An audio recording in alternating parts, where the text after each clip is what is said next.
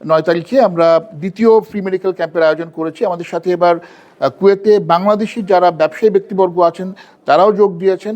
So volunteer হিসাবে সবাই এখানে আছেন। সবার সহযোগিতা আমরা এই নতুন আমাদের যে দ্বিতীয় যে ফ্রি মেডিকেল ক্যাম্প সেটা করছি।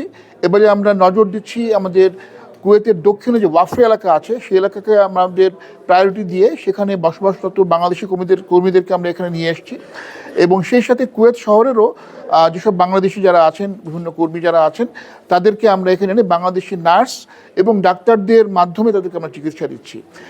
যেটা সমস্যা মাঝে মধ্যে হয় যে ভাষাগত সমস্যার কারণে আমাদের কর্মী যারা আছেন তারা তাদের অসুস্থতার কথা ঠিকমতো বুঝিয়ে বলতে পারেন না, ফলে ঠিকমতো ওষুধও তারা হয়তো পান না। তো এখানে আমাদের এই বাংলাদেশি নার্স এবং ডাক্তারদের মাধ্যমে সেবা পেয়ে তারা অত্যন্ত আনন্দিত এবং আমাদের ইচ্ছা আছে যে আমাদের এই যে ইনিশিয়েটিভ এটা চলমান রাখবো ইনশাআল্লাহ।